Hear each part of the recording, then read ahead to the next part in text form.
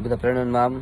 This is the video presentation of Group 2. The topic is all about agricultural technologies as experiment, diversity, and decline. Overview. This report explores the impact of agricultural technologies advancement on agricultural biodiversity in the Philippines. It points out that while technological progress has improved production efficiency and yields, it has also led to a decline in traditional farming system and crop variety known as diversity and decline. The report analyzes how agricultural technologies function as experiments within real farms, how they influence biodiversity, and why maintaining diversity is essential for food security, climate resilience, and sustainable development. So, yun na nga po. Ang pag-aaral po na ito ay tungkol sa epekto ng pagsulong ng teknolohiyang pang-agrikultura sa pagkakaiba-iba ng agrikultura sa Pilipinas. Dito po, pinag-uusapan natin ang mga pangunahing epekto ng pinabuting produksyon na dulot ng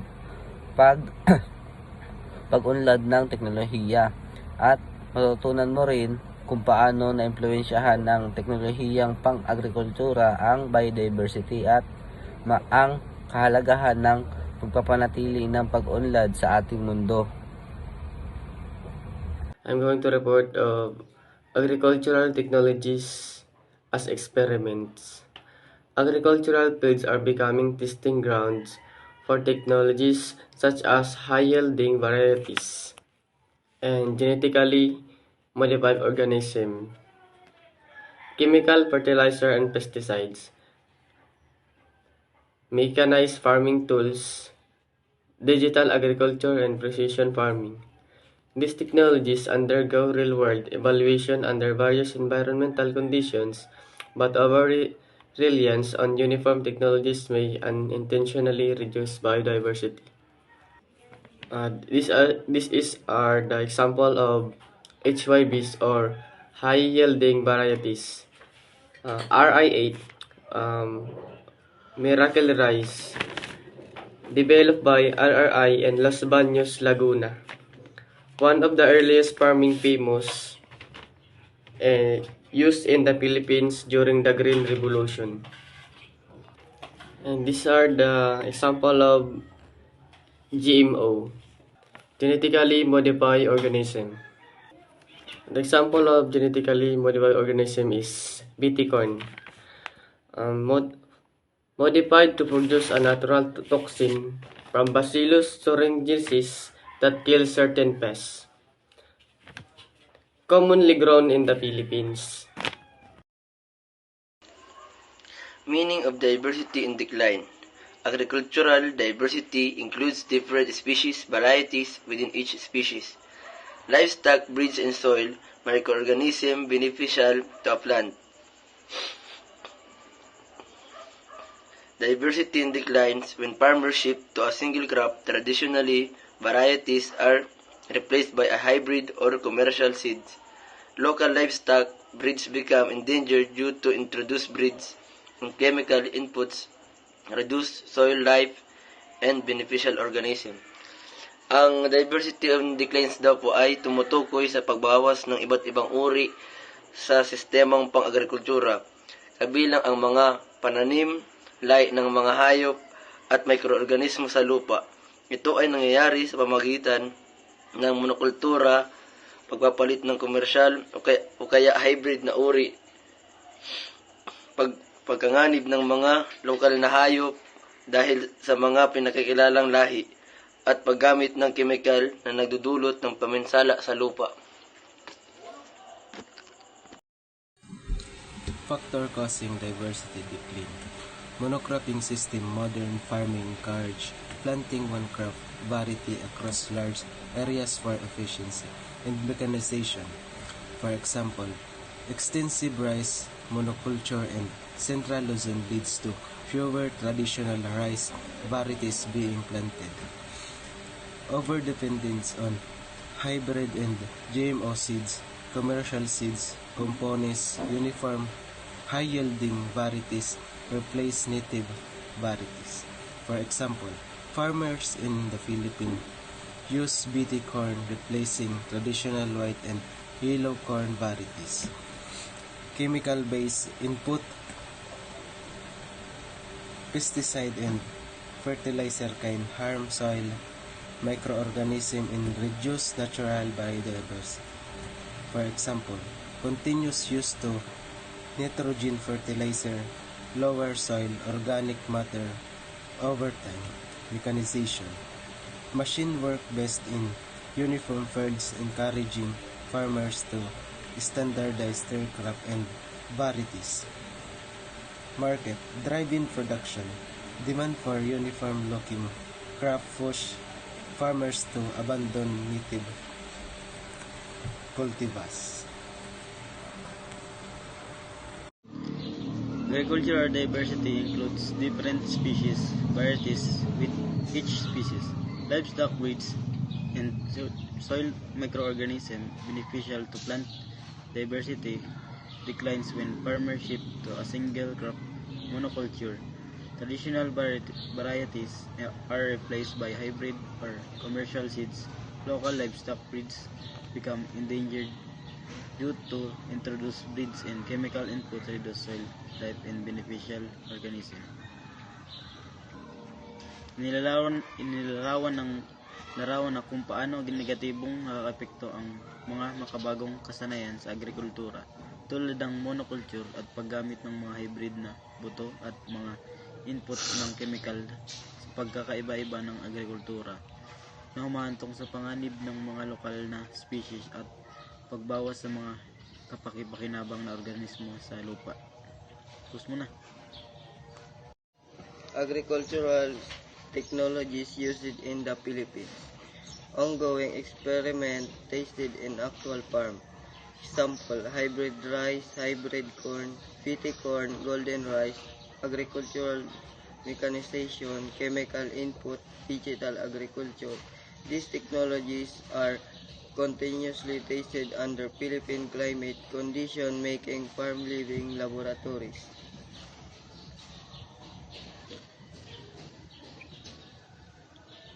Hybrid is promoted to increase crop yield, with the Department of Agriculture developing strategies to expand its cultivation. Hybrid rice seeds can be planted year-round and in diverse conditions.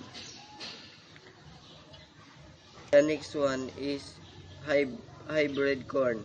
Hybrid corn and varieties are showcased to help farmers achieve high yield and income. BT corn or biotech corn, including BT corn, has significantly impacted Filipino farmers by increasing their income and improving their livelihood since its commercialized in 2002. The golden rice, genetically engineered to contain additional beta-carotene, has been approved for commercial planting in the Philippines. It addresses vitamin A deficiency, which affects many Filipino children. Loss of traditional rice varieties.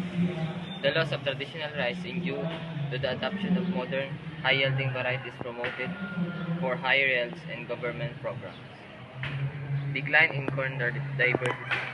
The decline in corn diversity is due to its replacement with a few high-yield, genetically uniform modern cultivars and hybrids, driven by factors like agricultural intensification, market demand for standard products, and policies that favor monitoring. Reduction of native livestock breeds. The reduction of native livestock breeds is a significant concern caused by intensive farming practices favoring high production breeds, leading to a loss in genetic diversity. Loss of indigenous crops.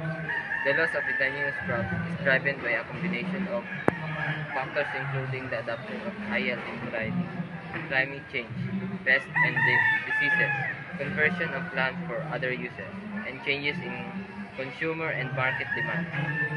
Decline in soil biodiversity. The decline in biodiversity is the reduction of the variety and quantity of life in soils, driven primarily by human activities like intense agriculture, deforestation, and urbanization. Causes of biodiversity decline in the Philippines. Market pressure. Seed company dominance. Government programs. Climate change, land conversion.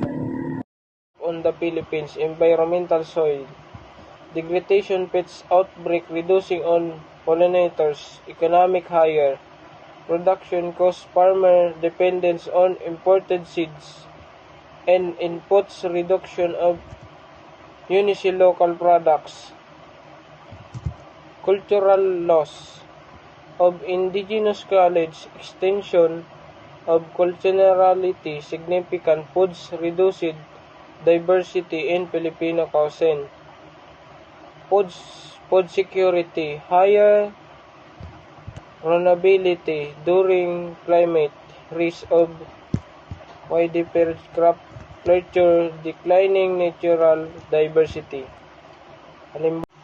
Mga halimbawa, pagkasira ng lupa, soil degradation, pagdami ng mga peste, epekto sa ekonomiya, pagtaas ng gasto sa produksyon, pagdepende ng mga magsasaka sa mga imported na bilihin at mga input, epekto sa kultura, pagkawala ng kaalaman ng mga katutubo, pagkawala ng mga pagkain ng mga kahalagahan sa kultura. To maintain Philippine agro-biodiversity.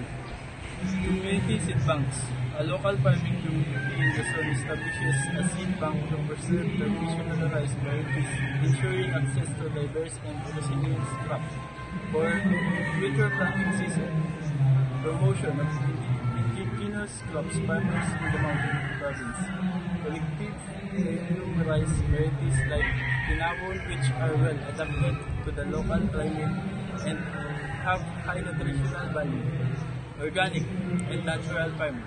A farm in Batangas uses vermicompost and natural pest control methods to grow vegetables, improving soil and health and reducing the need for synthetic inputs.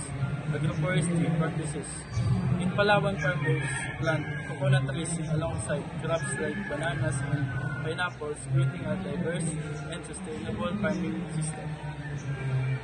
Climate smart agriculture. Farmers in the Iloilo use water harvesting technique to store rainwater for irrigation, helping the cope with dry spells, ensuring consistent crop yields.